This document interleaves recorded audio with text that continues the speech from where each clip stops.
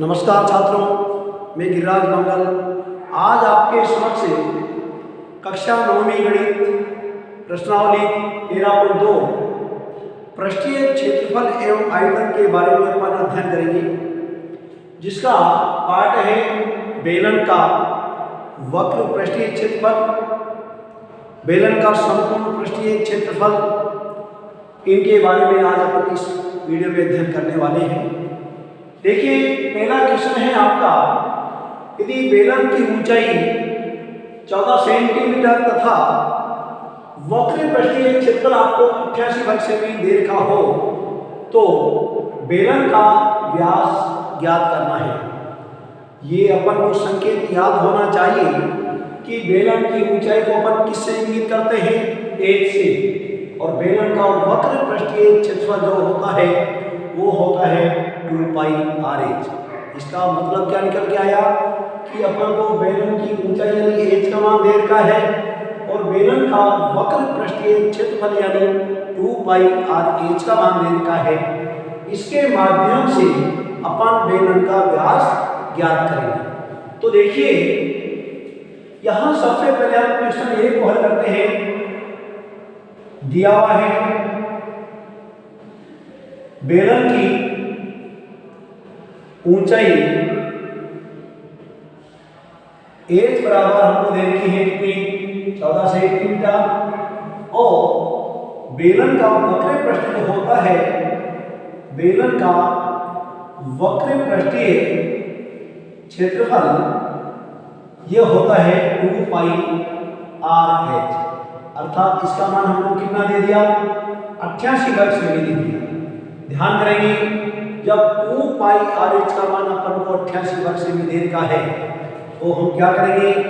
2 गुना पाई का मान फिक्स होता है 22/7। यदि हमको पर्टिकुलर पाई का मान उसमें क्वेश्चन के अंदर 3.14 दे रखा है तो अपन उसको काम में लेंगे, वरना हमको कई सवाल के अंदर कोई पाई का मान नहीं दे रखा तो हमको पाई का मान मात्र 22/7 ही मानने का अधिकार है, 3.14 मानने का अधिकार नहीं है।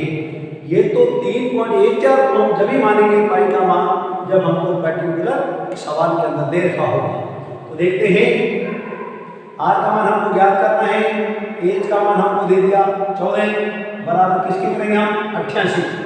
आप आगे देखेंगे जो विभाजित हो सकता है तो हम करेंगे, 2 बार काट दिया 7 से 14 को। अब यहाँ गुणा करेंगे, 22 को 2 से 44, 44 को 2 से गुणा करेंगे, कितना हो जाएगा? 88। और ये आर हमारे पास पहले से मौजूद है, इसके बराबर हो गया 88। और जब हम आर के बराबर निकालेंगे तो 88 बटा कितना हो जाएगा? 88 हो जाएगा। 88 में 88 का भाग देंगे हम, कितना आ जाएगा? 1।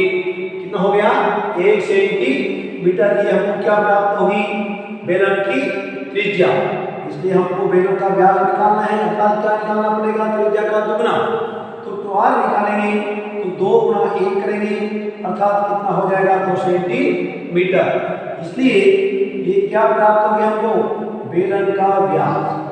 बेलन का व्यास क्या प्राप्त हो गया? देखिए, 2r बराबर हो जाएगा हमको 2 सेंटीमीटर। आप विशेष रूप से ध्यान दें, हमको बेलन की ऊंचाई दे रखी है, इसका मतलब हमको एच का मान दे रखा है, और यहाँ आप इसको ब्रेक में बंद कर दें। ये बेलन की ऊंचाई दे रखी है, बेलन का वक्र पृष्ठीय क्षेत्रफल दे रखा है, इसका मतलब ये हो गया कि हमको 2 पाई आर एच का मान दे रखा है, कितना? 88 वर्ग सेंटीमीटर।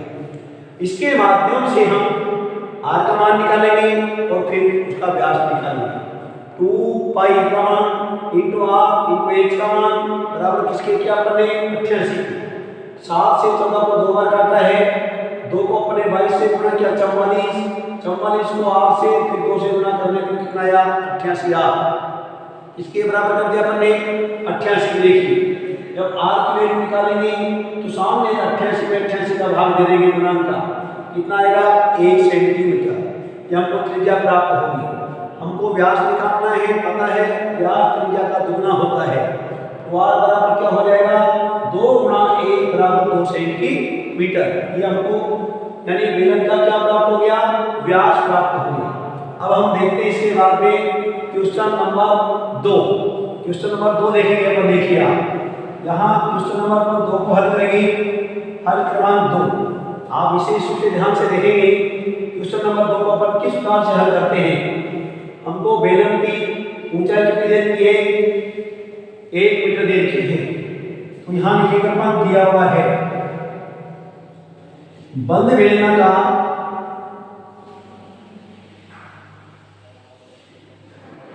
टंकी की ऊंचाई को अपन किससे इंगित करते हैं, एल से। हमको क्या दे रखी है, 1 मीटर दे रखी है। किंतु एक बात का ध्यान और करना, एक सवाल के अंदर एक ही प्रकार की इकाई चलती है। तो अपन को यहाँ मीटर में दे रखी है ऊंचाई और यहाँ व्यास अपन को 140 जो दे रखा है वो सेंटीमीटर में दे रखा है। इसको भी अपन किस में बदलेंगे, या तो इसको मीटर में बदलें व्यास को, या फिर ऊंचाई को सेंटीमीटर में बदलें। तो हम एक काम करते हैं, ये जो मीटर है इसको अपन 100 सेंटीमीटर कर लेते हैं। बाद में अपन जो उत्तर आपको प्राप्त होगा उसको अपन चाहे वर्ग मीटर में चेंज कर लेंगे।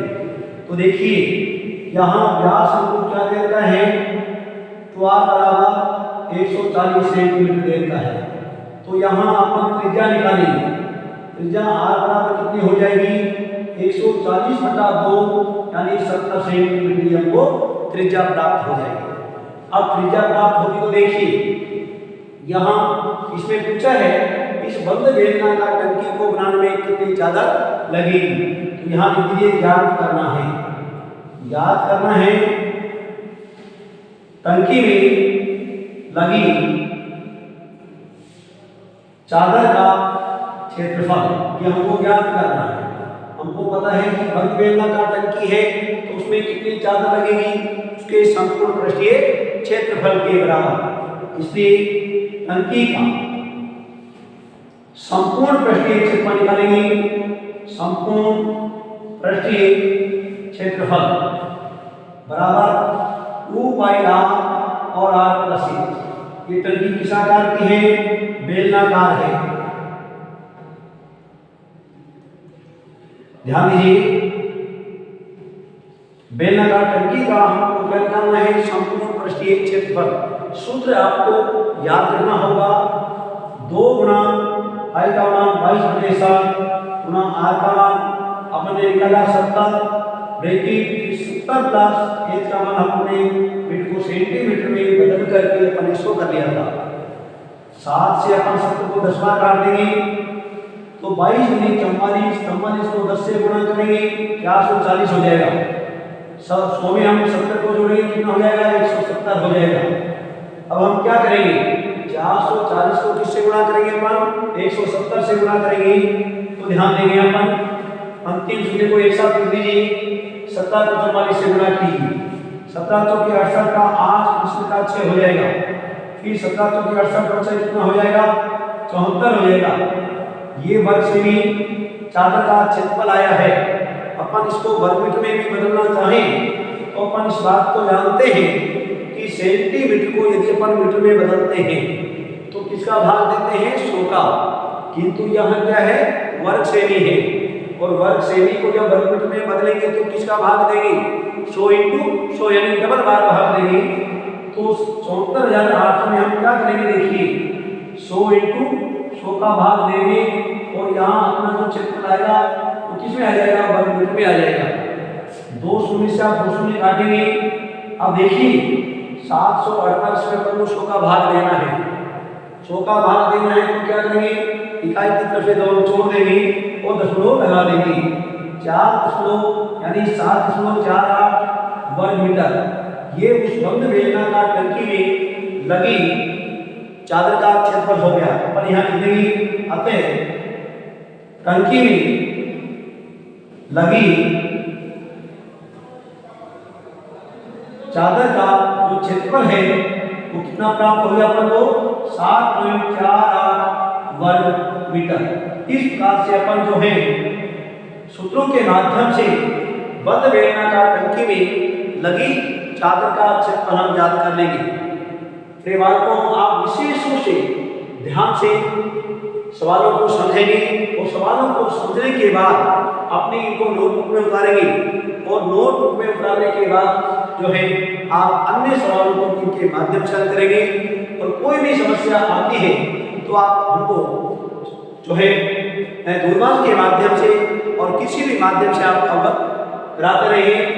आप ध्यान करें, आपको कोई भी समस्या आती है तो मैं आपको कॉन्टैक्ट नंबर लिखूंगा, उस नंबर पर जो है आप अपनी समस्या से अवगत भी करा सकते हैं। ध्यान करें, कोई भी समस्या आती है तो आप जो है इस नंबर पर जो है अपनी समस्या बता सकते हैं।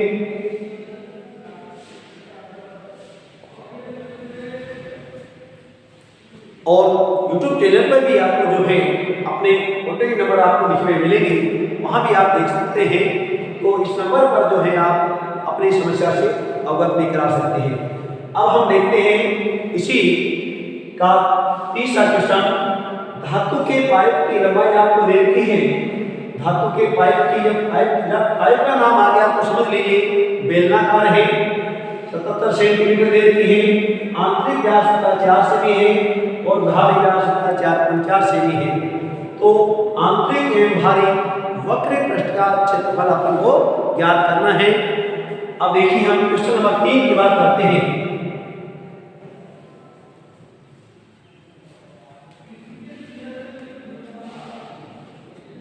देखिए क्वेश्चन नंबर 3 में आपको क्या दिया हुआ है, हल क्रमांक 3 अपन करते हैं।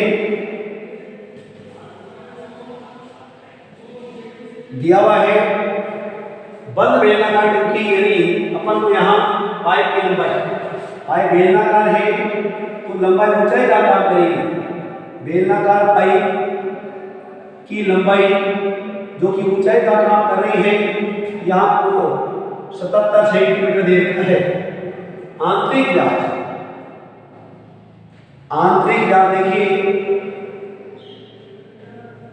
आंतरिक व्यास यानी अंदर और बाहर का दोनों का व्यास में अंतर है तो अपन वहां त्रिज्या में थोड़ा डिफरेंस करेंगे। यहाँ आंतरिक व्यास को अपन छोटा मान सकते हैं। आंतरिक व्यास को जो है, अब ये व्यास है इसलिए निकवार मानेंगे। यहाँ को दे रखा है कितना, 4 सेंटीमीटर। तो यहाँ आंतरिक त्रिज्या आपको प्राप्त हो जाएगी। देखिए R बराबर कितनी हो जाएगी, 4/2 यानी 2 सेंटीमीटर आपको आंतरिक त्रिज्या प्राप्त हो जाएगी। यहाँ आपको बाहरी त्रिज्या देती है। बाहरी त्रिज्या यहाँ बड़ा R मान सकते हैं। तो पहले तो बाहरी व्यास देकर त्रिज्या में निकाल सकते हैं, कोई दिक्कत नहीं। यहाँ व्यास का आधा कर देंगे अर्थात 2.2 सेंटीमीटर ये अपन को बाहरी त्रिज्या प्राप्त हो जाएगी, क्योंकि त्रिज्या व्यास की आधी होती है। व्यास आपको दे रखा है तो व्यास का अपने आधा कर दिया, 2.2 सेंटीमीटर अपन को बाहरी त्रिज्या प्राप्त होगी। इसलिए ज्ञात करना है आपको, देखिए ज्ञात करना है आंतरिक एवं बाहरी वक्र पृष्ठीय क्षेत्रफल। ये दोनों वक्र पृष्ठ अपन को ज्ञात करना है। तो सबसे पहले हम निकालेंगे आंतरिक वक्र पृष्ठीय क्षेत्रफल। आंतरिक वक्र पृष्ठीय क्षेत्रफल जब अपन ज्ञात करेंगे तो कौन सा सूत्र लगाएंगे, 2πr/h। ध्यान देंगे हम 2 गुणा 22/7 गुणा r का मान कितना है, 2 है। ऊंचाई हमारे पास 77 है। अब देखिए यहाँ 7 से अपन इसको कितनी बार काट देंगे, 11 बार काट देंगे। और 11 बार काटने के बाद 22 को 2 से गुणा 44 कर लीजिए, 2 को 11 से गुणा यानी 22 कर लीजिए। अब यहाँ दोनों को गुणा कर लेंगे अपन, 22 को 4 से गुणा करेंगे, 22 को 88, 5 का 8 हो जाएगा। फिर 22 को 88 को में अपना 8 और जोड़ देंगे, कितना हो जाएगा 96 यानी 906 यानी 68 वर्ग सेंटीमीटर। ये अपन को आंतरिक वक्र पृष्ठीय क्षेत्रफल प्राप्त हो जाएगा, किसका, बेलनाकार पाइप का। इसी प्रकार से बाहरी वक्र पृष्ठीय क्षेत्रफल देखिए, बाहरी वक्र पृष्ठीय क्षेत्रफल यहां चाहे तो आप लिख सकते हो पाइप का। अब देखिए यहाँ सूत्र तो वही लगेगा, किंतु यहाँ छोटी आर की जगह हम बड़ा आर काम में लेंगे या R1 और R2 का भी उपयोग अपन कर सकते हैं। 2 गुणा 22/7 गुणा बड़े आर का मान है 2.2 और एच का मान है 77। अब आप देखेंगे यहाँ 7 से विभाजित हो रहा है कितनी बार? 11 बार। 7 से अपन ने किसको काटा है? 77 से। 7 एकम 7, फिर 7 एकम 7। अब यहाँ गुणा करेंगे अपन 22 को 2 से 44, 2.2 को 11 से गुणा करेंगे, 11 दूनी 22 अंश के 2, 11 दूनी 22 और 2 24, ये हो जाएगा यानी 24.2 हो जाएगा। अब देखिए 11 दूनी 22 का मान होगा 2, 11 दूनी 22 2 24 यानी 24.2 हो जाएगा। अब यहाँ इसको 24.2 को अपन किससे गुणा करेंगे? 44 से गुणा करेंगे। 44 का पारा नहीं आता है, कोई बात नहीं, हम अलग अलग भी गुणा करके देख सकते हैं। 44 दूनी 88, हासिल का 8, 44 चौका 176, 44 चौकी कितना होता है? 176। मैंने आपको बताया कि 44 का पारा नहीं आता है, कोई बात नहीं, हम अलग अलग गुणा करके भी देख लें। 176 में हम 8 जोड़ेंगे कितना हो जाएगा? 184 का 4 हासिल का कितना हो जाएगा? 18। 44 दूनी 88, तो 88 में जब आप 18 जोड़ेंगे तो कितना होगा? 88 में जब 18 जोड़ेंगे तो 206 हो जाएगा, ये हो जाएगा 206। दशमलव के बाद हमारे पास एक ही अंक है, तो एक अंक छोड़ करके अपन दशमलव लगा देंगे। दशमलव अपन किधर से छोड़ते हैं? दाईं से बाईं ओर आते हैं। ये वर्ग सेंटीमीटर जो है ये हो जाएगा आपका बाहरी वक्र पृष्ठीय क्षेत्रफल। इस प्रकार से जो है अपन बंद बेलनाकार टंकी है उसका आंतरिक और बाहरी वक्र पृष्ठीय क्षेत्रफल भी याद कर सकते हैं। तो प्रिय बालकों ध्यान दीजिए, इसमें इस प्रकार से जो है आंतरिक और आपसे यानी ये तो खुला पाइप है, तो खुले पाइप में तो अपन को जो है आंतरिक और वक्र पृष्ठीय क्षेत्रफल जो है, क्योंकि उसकी ऊंचाई में कोई अंतर नहीं आता, इसलिए ऊंचाई को अपन ने आंतरिक में भी और बाहरी में भी दोनों में समान माना है। तो प्रिय बालकों आप हमारे जो है इस वीडियो के माध्यम से निरंतर जुड़ते रहिए और देखते रहिए। कोई भी समस्या आती है तो आप हमें अपने दूरभाष पर आप भी अवगत करा सकते हैं। इसी के साथ धन्यवाद।